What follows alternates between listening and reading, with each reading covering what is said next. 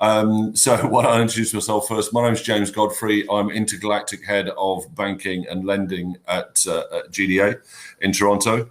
Although, as you probably guessed, I'm not originally from Toronto. I had 35 years in the international financial markets, running some of the largest trading desks, credit trading desks in the world. We've got Zak, who is the COO at MexDigital. That's the digital arm of Multibank. Says where they aim to create accessibility to the most progressive and sustainable financial instruments of our time. We'll be grilling you about that shortly. They are the arm of Multibank, the digital arm of Multibank, one of the largest FX platforms in the world, daily turnover in excess of $7 billion. We've got Johannes. We have one or two technical difficulties with his screen at the moment, but he's going to be joining us in a second. It says Johannes 49. I didn't realize you weren't yet 50, Johannes, but thank you. I shall use that against you. Is a hands-on enthusiast and serial entrepreneur, investor, and experienced financial professional. He's the principal of Staithe Capital. I've known him for some years. He's got over 25 years' experience in corporate finance advisory. And we've got Ori. Ori is head of NFT issuance at GDA. He's one of the world's leading lights in NFTs, at least at selling them, from what I can gather. And he, before joining GDA, he worked at Goldman Sachs and at TD Securities in the capital markets, and he's had a consistent focus on blockchain integration, sales, and trading. Right, gents. Johannes, can you hear us? I can hear you beautifully well. Wonderful. Thank you for joining. It was wonderful seeing the sweat on your forehead by pretending of not being able to talk to you. Oh, dear. Well, gentlemen, what can I say? Thank you very much for joining me at various hours of the day. Actually, you're all at sensible hours of the day. It's only me that had to get up early. So the future of financial markets. And I've put a few questions together. And the first question says, does the panel believe that the mainstream financial markets will go blockchain-based at trading? And if so, which ones and when? And as soon as you're the biggest marketplace here, Zak, I thought I'd start with you. Do you think foreign exchange is going to go blockchain-based? I think it's going to have to. With the decentralization and transparency that blockchain gives, it's imminent. As ourselves here at Multibank, as you mentioned, we offer FX and CFDs. We already deal with certain banks and liquidity providers where we're settling on a day-to-day basis using USD or USDT on a blockchain internally within certain banks. So I think it's already happening. And I think as time goes by and people see how much easier it is to use and quicker, the adoption is just going to increase, extremely fast. Do you think the adoption of digital cash has changed because of COVID? The perception on the masses is changing without them knowing it, really. When you first look in England, for example, your tap and go on your card was, £20. And oops. Oh, is that me or him? No, it's him, isn't it? Continue. He's telling a couple of trade secrets, and the NFA is dialing into that. All right, okay, fair enough. It won't take them long. But it's right what he's saying about cash. Cash has virtually disappeared from our world, and I think internally, effectively, the banks are already using digital currency, but on private ledgers. Is where I was going with that. So, what other markets do we think are going to be affected, gentlemen? And how quickly do we think it's going to come in? Well, to add to your last point, James, JP Morgan, for example, is one of the first adopters of having an internal blockchain. They even created a JP coin for the sake of settling trades internally for equities, for commodities, for FX. So this is something that clearly has been on the radar for a long time. So I think the first space you're going to see get impacted is the back office components of banking. As soon as you have the back offices accepting blockchain as a form of settlement, and you're able to take trades through blockchain rather than through 2-day settlements with a clearinghouse, you create the infrastructure to be able to trade traditional assets on the blockchain. And I think that will take a couple of years, obviously, because the build out will take a long time, but it's inevitably going to happen. This is something that will cut the cost of a bank's overhead significantly. Agreed, but we have to have both the trading and the settlement in real time, because the problems become whereby we all know there are huge advantages to trading traditional financial instruments in real time. And if we can do that, then we can eliminate counterparty and settlement risk. And going back to the global financial crisis, as anyone that's talked to me about that over a beer, the thing that scared me was settlement risk. When your counterparties disappear in that 1, 2, 3 day window, that's when the road to hell opens up in front of you. And if we can get rid of that, and that is a big deal, and if we can get rid of that, the only way we can do that is to have settlement in real time on the far side. But it's always the easier, swifter, cheaper exercise. Yes, and absolutely. then comes and all of that under the safety umbrella. And if that is being met, people will have to adopt it. And the avalanche, you can't stop it anymore. So, what markets do we think go? What markets do we think go first?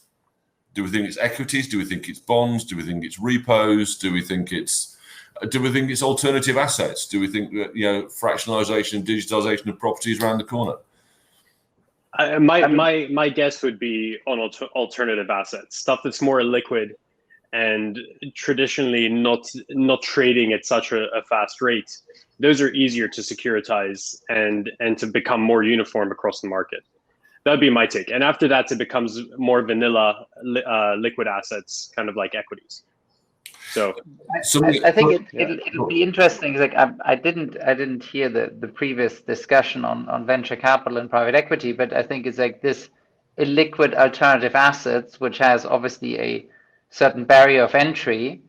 Here's an opportunity to kind of slice it and dice it into smaller pieces towards people who would want to be in it, who have the mindset of this is not a 2-day exercise, but might be a potentially 10-year exercise, and getting into that and actually cutting your teeth and getting the experiences on these assets will be incredibly helpful. Is like to put then going into the equity world, then going into the debt world, or vice versa, to open it all up.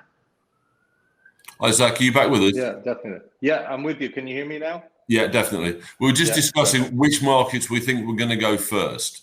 Which markets do you think are going to go to a blockchain-based system first, be it bonds or equities or repos or FX or whatever? I think we heard obviously earlier, Ori was saying about illiquid markets. I think I definitely agree with him. They're the first ones there. FX, I think, is also around the corner. We're looking at doing that, multi-bank. There's a lot of banks, as I said, who are doing it when we're trading with Signature Bank. When we look at our LPs, we settle with them, and we look at LPs who also bank with Signature, just so that we can use their blockchain.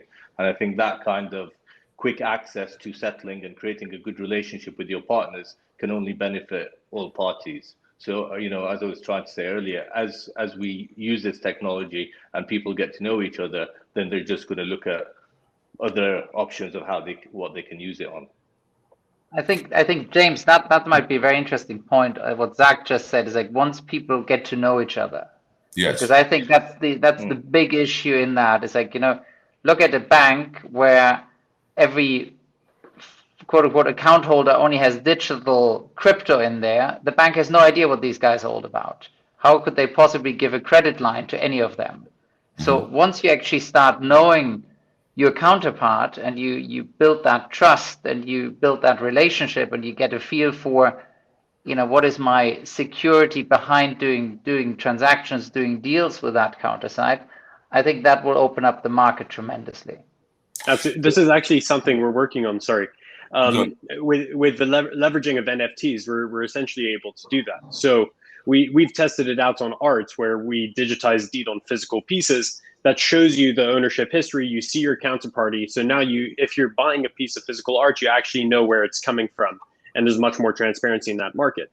What's going to be interesting now is how people start leveraging NFTs on other tangible assets that are more traditional investment tools, and how you can literally use an NFT as a form of collateral.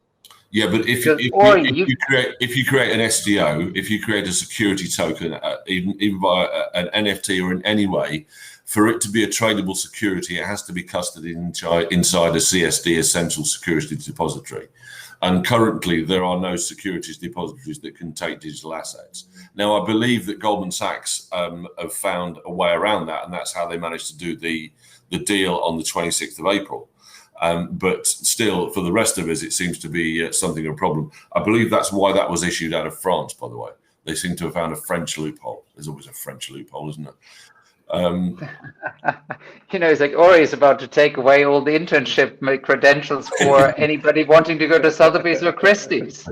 So they're all suddenly these PC averse people there. So, but it is fascinating. Once we can come up with a way of legally doing these deals and creating NFTs and creating digital representations of real world assets, then a lot of things start to open up. From a really dull point of view, and we're going back to the bogs and drains of the industry.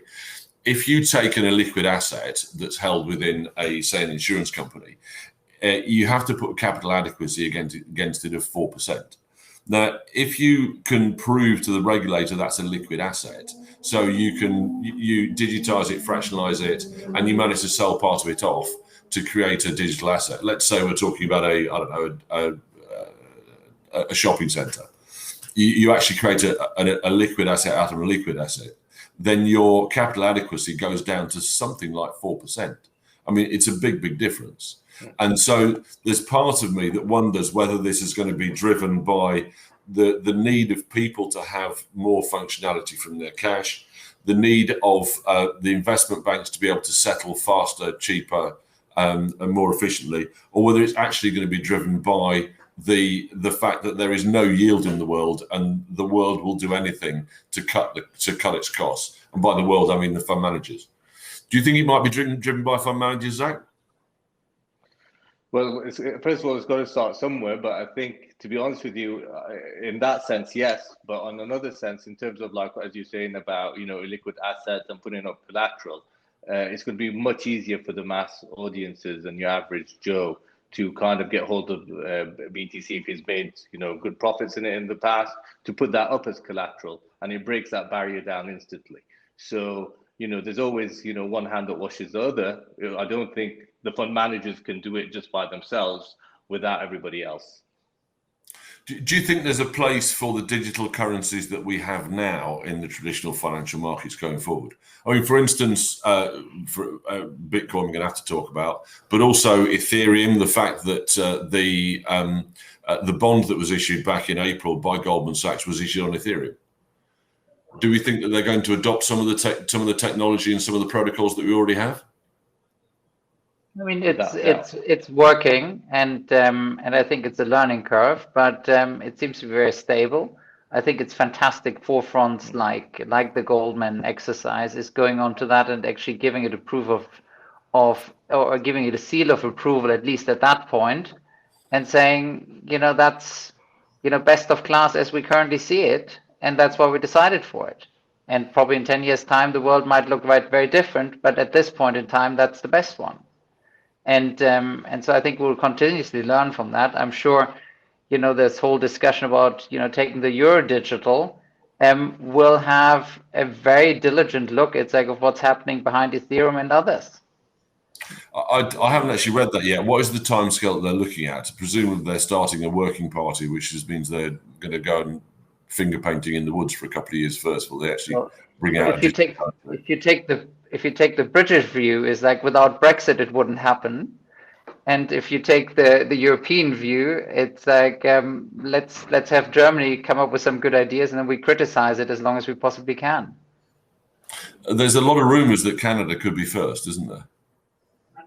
I think the Canadian side is incredibly entrepreneurial on that, and there's a reason why GDA sits in Canada and not in Monaco. Yeah, probably right. Apart from the fact we'd never get off the boat.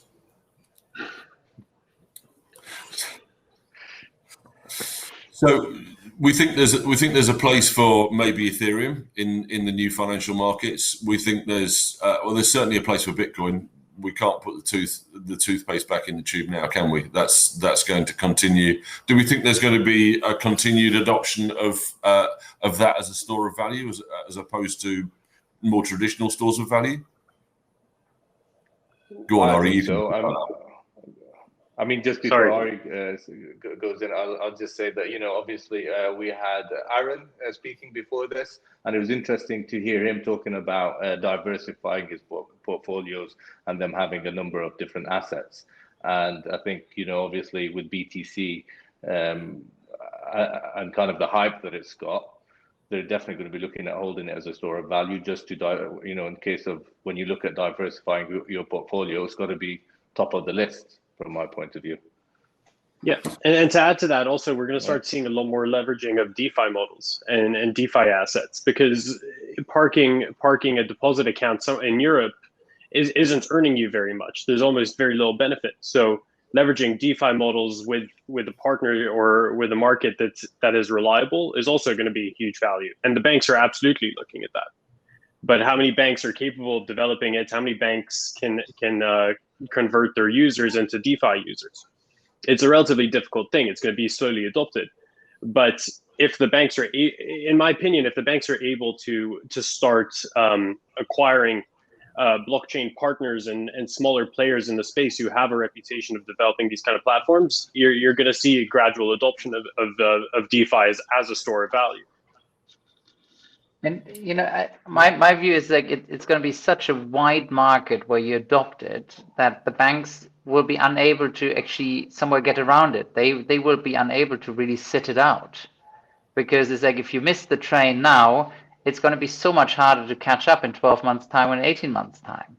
So it's going to be a matter of do that first step, take that risk capital, and place your bet onto a team which you can support for the years coming. I just came back from the Bahamas, where we were literally just trying to build this out with the monetary authority and with a couple banking partners. So people are looking at this very seriously. They just don't know where to start. So when crypto firms come into the game and they start educating not only the retail users but also the banks on how to develop it, how to teach people how to use this, and how to integrate it into more retail focused platforms, the banks are absolutely going to start adopting. No, but they should start. They'll buy the smaller companies. They'll do what they always do. Exactly. This is what Amazon does. They do it on a daily basis. Or they should just start as like running. Sorry, Zach. Go on, Johannes. No, you go first. No, but they should start running. Is like, where do I pick up the customer, and what is that life cycle of my customer? So what are the different steps I have to take on that? And the one biggest issue for the banks is always like, the KYC. Once the KYC is signed off, that safety cushion comes on top of it, then you open up for that discussion. Then you have to listen to your customer. What does the customer need to have? What is the bare minimum? And how can you fit it into your store? And, there might be some acquisitive strategies in there, because there are these niche players becoming incredibly powerful and very knowledgeable, but probably at the moment, flying a bit away from reality because they are too much specialists. And the art of the fact will always be how to integrate it successfully. Absolutely. But the main hurdle I'm realizing for the banks is that they're also restricted as to what they're allowed to hold on balance sheet. Once you get past the hurdle of the regulators and the central banks, and you educate the central banks enough to start touching the blockchain space, then you open the floodgates. But until you get to that point, it's very, very slow. Yeah, but the regulators can only regulate what they're told to regulate, and we've all dealt with regulators, and I'm sure, Zach, you've done probably more than I have, and they are woefully behind the curve on most of the things, aren't they? Definitely. I mean, MexDigital is regulated out of ASIC, which is Australian Securities and Exchange Commission, and the guidelines are there. Security is there, but they're definitely needing somebody to consult them on the further steps on how to make it better and more, understood, because a lot of them don't really understand the concept of crypto and blockchain. And then when you look at the banking side, bankers are going to have to adopt this, because when we look at what crypto is doing, it's basically cutting them out. And we all know bankers, they're not going to want to lose, their share of the pie. So they really have no choice. Blockchain is to get rid of middlemen, and the largest middlemen in the world are the banks.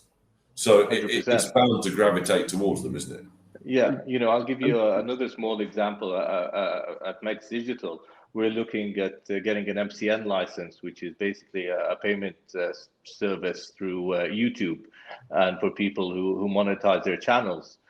People, let's say, for example, in Iraq, they can't really cash out their funds from YouTube, because obviously the situation in Iraq is as it is with the banking society. So if we go and create an MCN that's fully compliant in terms of KYC and regulation, which is easily done through IDs and so on and so forth, and then give them a way to not just cash out their funds instantly and quickly, but to be fully transparent of where their funds have come from as well. When a bank looks at that and says, okay, hang on a second, we've not been able to do that before, but yet they're doing it now through crypto, they're going to want to get involved. But here comes the argument. You're becoming a merchant bank. It's like as they were 200 years ago. It's like where the banker has his special field and listens to the entrepreneur and says, what do you need and how do we make that possible? And that's going to be the same exercise here again. It's probably just with a bit more fancy wording, but ultimately it's merchant banking in its purest source. Yeah, with a few buzzwords attached to it. Yeah, so no, it's absolutely fascinating to see, but it's ultimately it goes back. It's like the client is king, and the client doesn't care how things work. We've all got an iPhone. Most of us have got an iPhone. Yeah. I haven't got a clue how it works, and I don't care. It's all about the experience and what I can do with it, isn't it?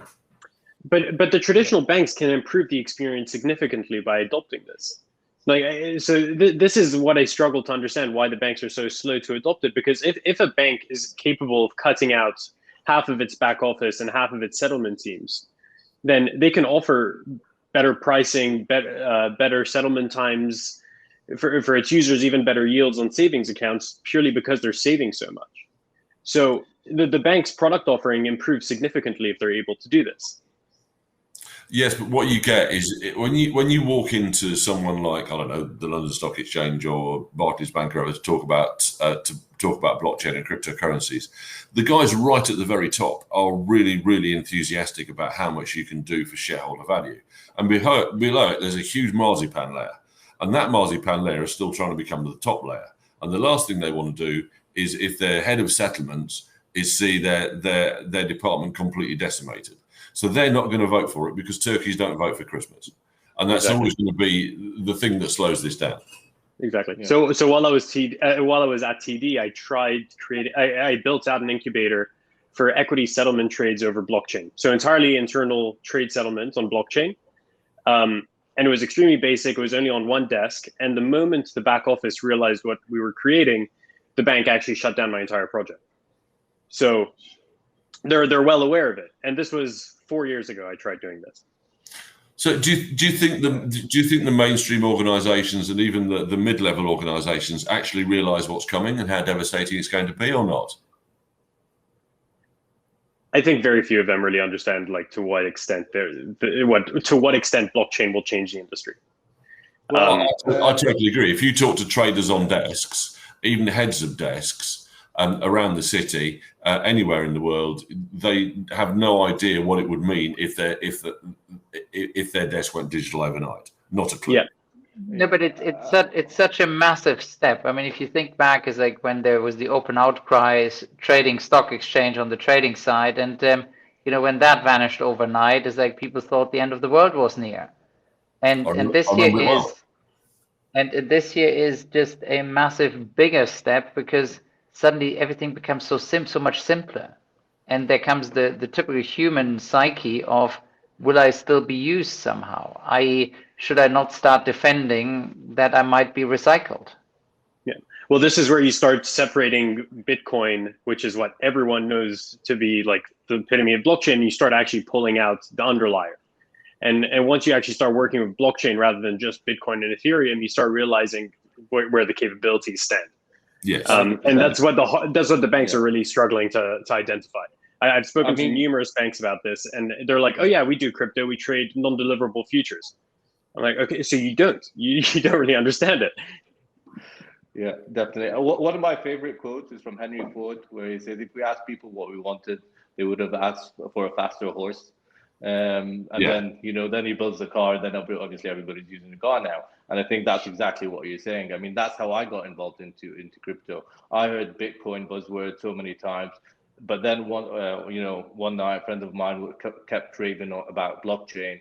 Then I ended up spending all night studying blockchain, and then connected the dots, and I had that light bulb moment of what I think blockchain can do for the world. And I think this is what's going to happen in the banking world, where people are going to come with new innovative technologies to do settlement, to do what blockchain can do, and then they're going to have that aha moment of either we jump on the train or we get left behind. But I think in these situations, it always takes longer for these things to happen than you think it's going to, and then when they start to happen, they happen faster than you think. So what we'll get is it may be several years before we get it, but when we get it, it'll come in a flash. I mean, think about the odd example we heard is like from some businesses like who do a lot of work with Mexico. It's like there are more people in Mexico having a mobile phone than having a bank account. And so it's reachability, and it's the masses, and that's what I meant with an avalanche. It's like it starts small, but it becomes unstoppable at one point in time, and if you break it, it just goes the other way around. It's like this is what's happening here, and then it's we all got adopted. It's like so much easier to get on the phone and it's like do your fingerprint or something versus a 10-digit number 5 years ago. And we adopted it, and we don't even think about it anymore. It's a bit the fax machine and the old, now collecting dust in the corner somewhere.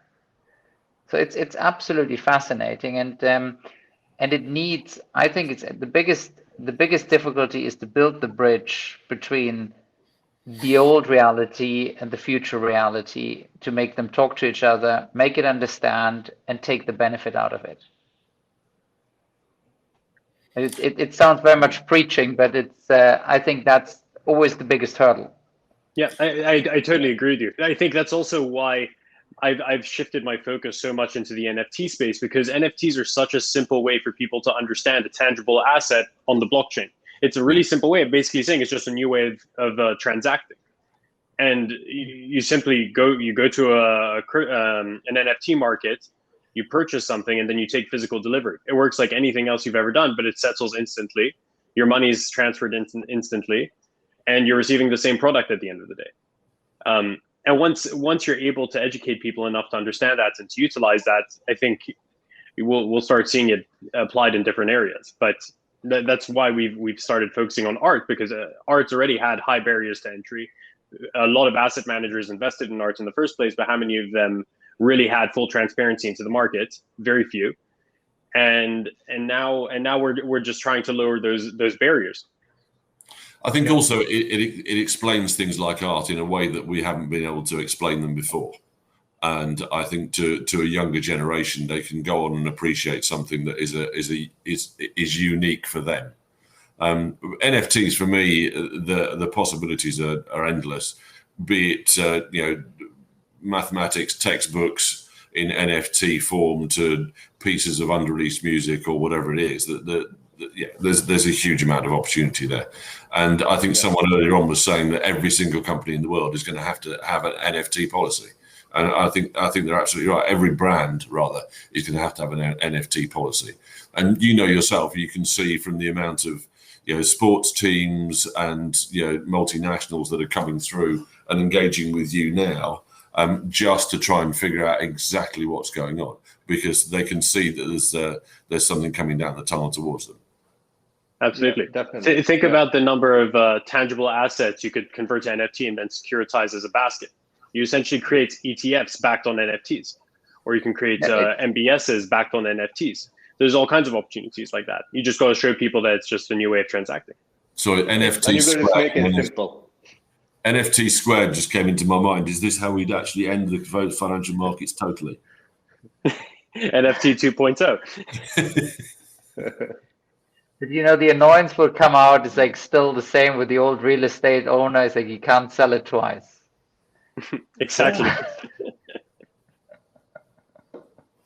So no, but it is absolutely fascinating, and it's if you look at it historically, it's yet another trend. I mean, it's like you pick up art. It's like the oil painting is a unique one. It's like the print is a limited one, and then suddenly it's like it's like onto each limited print it's like you have some particular adequacy on it, and you use it, and it's just a matter of allowing it. It's nearly the liberalization, or to have the common people experiencing something which has been very much put in a certain corner over the past 20, 30, 40 years.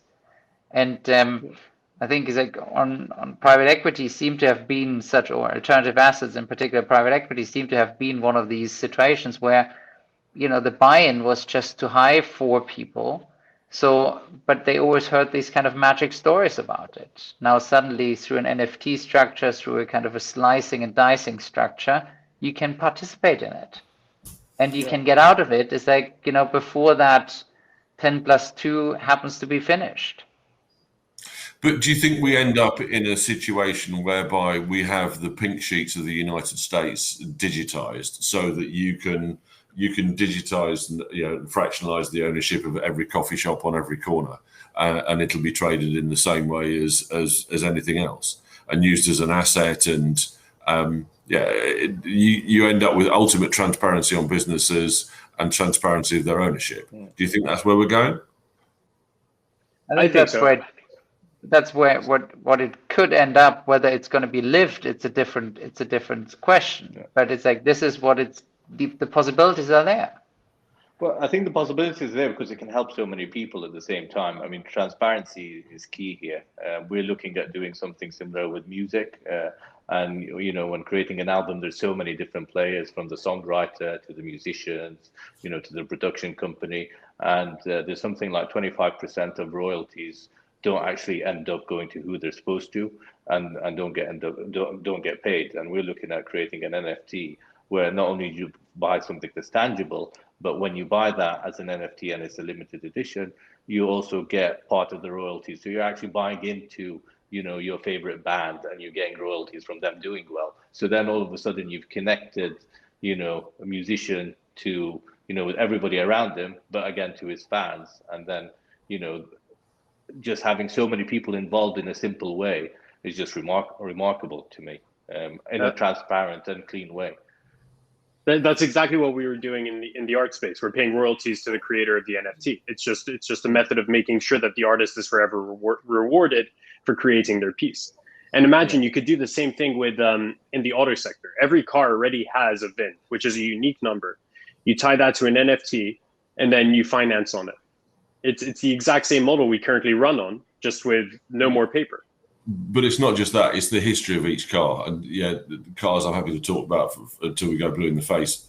But the history that's behind each vehicle. Let's say it's a Bugatti Veyron, and you want to know exactly what it's. If you have an immutable ledger of the history behind that car, that actually enhances the value of the car.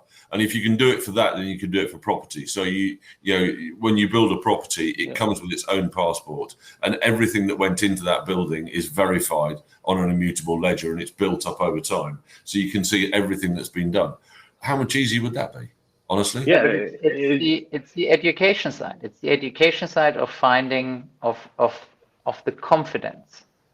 If the consumer is educated how it works, he can gain that confidence, because it's not just one little clerk, something typing into a computer, and it sits there statically. It's like in the safety deposit box in my local bank. But this here is the ledger technology. This is how it works. And I think that's, again, it's educating the early adopters, and then that train will run. So what do you think is the best way to educate not the early adopters, but the slower adopters? Because that's the hurdle, right? How the early adopters are already into crypto. How'd you get the later? Money. How'd you get the other ones? Money. It's some people like James, slightly white-haired, being excited about it and talking to their people. So the one above 50, yeah. All right, don't start, Johannes. All right. No, money is what drives people, and yeah, if there's some way of people monetizing, if there's any way of people monetizing it, then they will. And if we can digitize and fractionalize existing illiquid, cumbersome assets, then I think that's what's going to drive it forward. Gentlemen, I know we could do this all day, but that's probably not how it's going to work, I'm afraid. They're rapping my knuckles and telling me we're going to have to wind up. What can I say? Thank you very much indeed. It's always a pleasure to talk to all of you. And have a great day. Thank you very much for your time. Thanks for having us. Thank you, James. Cheers. Thanks for having us. Thanks. Bye.